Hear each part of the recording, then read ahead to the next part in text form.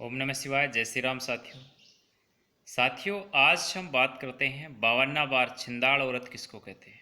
देखो साथियों, हमारे शास्त्र कहते हैं कि यत्र नार्यस्तु पूजन्ते रमन्ते तत्र देवता, अर्थात जहाँ नारियों की पूजा होती है वहाँ देवता रमण करते हैं। नारियों को हमारी संस्कृति में देवी कहा गया है, कहीं ज्ञान की देवी, कहीं धन की देवी, कहीं विद्या की देवी, माया और महामाया, संसार की सर्वोच्च शक्ति, महाशक्ति।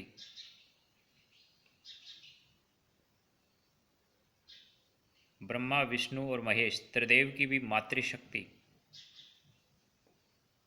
और दूसरी ओर नारी को नागिन कहा, कहीं नरक का द्वार कहा,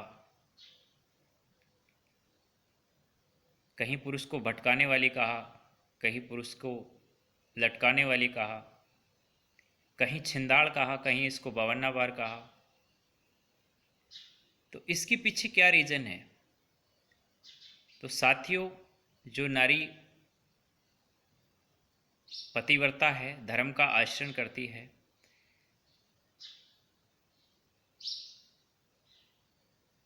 अपनी कुल मर्यादा का, परंपरा का सम्मान करती है, समाज के नीति नियमों को मानती है, वो पूजनीय है, पूजा के योग्य है, सम्मान के योग्य है। जो अपने निर्दिष्ट कर्तव्य माता के रूप में, पत्नी के रूप में, बहन के रूप में या अर्धांगनी के रूप में निभाती है, यानी अपने धर्म के अनुकूल कर्तव्य निभाती है, वो पूजनीय है, देवी है। लेकिन जो अपने कर्तव्यों से भागती है,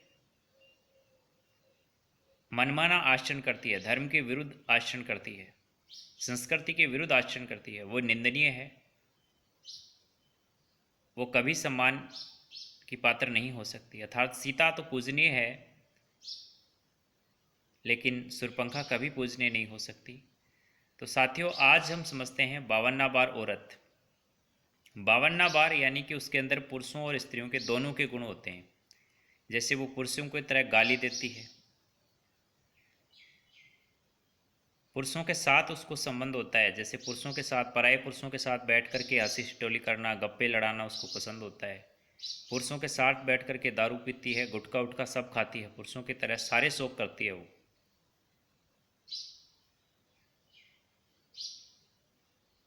पुरुषों के बराबर में बैठती है, अपने पति का बात बात पे अपमान करती है,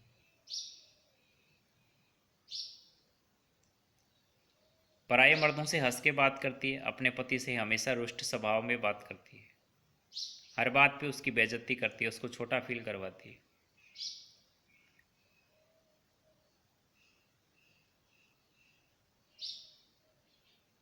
तो ऐसी औरतों को 52 बार कहा गया।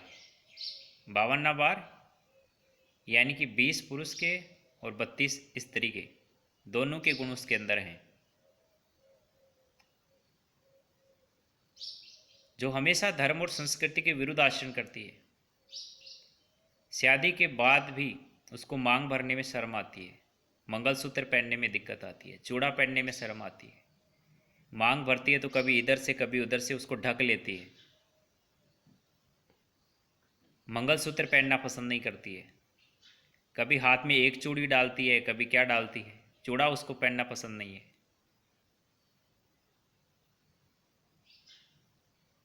पति के साथ घूमना उसको पसंद नहीं है, पराये मर्दों के साथ घूमने में उसको खुशी मिलती है, आनंद मिलता है। हर मर्द के साथ सोने के लिए तैयार है।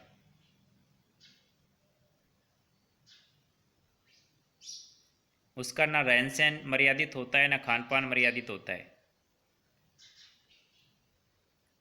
वासना में इतनी अंधी होती है कि उसके लिए, अगर उसको धनाढ्य पुरुष मिल जाए तो वो एक छोड़ के दूसरे के साथ, दूसरा छोड़ के तीसरे के साथ, जिंदगी में अनेक पुरुषों के साथ संबंध बनाती है, हमेशा बेहतर की तलाश में रहती है।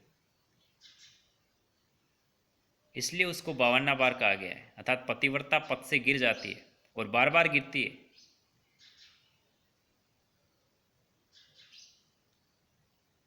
ना वो पति का सम्मान करती है, ना पति के घर का सम्मान करती है, ना पति की मर्यादाओं का, कुल परंपराओं का सम्मान करती है। ना वो अपने पिता और भाइयों का मान सम्मान करती है, ना उनकी इज्जत का ख्याल रखती है, ना वो अच्छी संतानें होती हैं उनकी उनको संस्कार दे पाती है अपने संस्कारों को, क्योंकि उसके खुद के संस्कार खराब होते हैं। बिगड़ी हुई औरत जो है वो कहाँ से अच्छी संतानों उत्पन्न करेगी। अगर उसके संतानें हो भी जाते हैं तो वो समाज में गलत रास्ते पे जाती हैं, समाज में अव्यवस्था पैदा करती हैं, अशांति का कारण बनती हैं।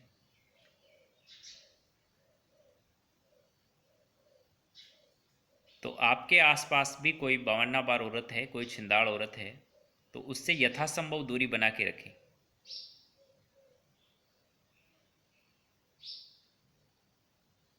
क्योंकि अब आज के समय में ऐसा नहीं है कि कोई उसको गांव से बाहर निकाल सकते हैं या समाज से बाहर निकाल सकते हैं। वो पहले के समय में होता था कि वे समाज के विरुद्ध आचरण करता था, धर्म के विरुद्ध आचरण करता था, तो उसको निकाला दिया जाता था, देश निकाला।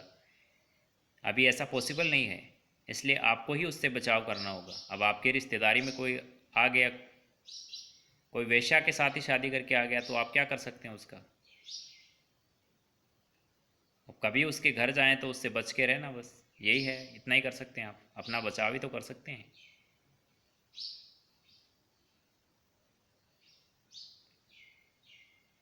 तो सावधान रहना दोस्तों, दुष्ट स्वभाव वाली औरतों से हमेशा सावधान रहना चाहिए, क्योंकि दुष्ट प्रवृत्ति की औरत की संगति करना, वैसे देखो संगति तो दुष्ट प्रवृत्ति की चाहे किसी जानवर की हो चाहे आदमी की हो खराब भी है, लेकिन खास करके औरत की बहुत खराब है।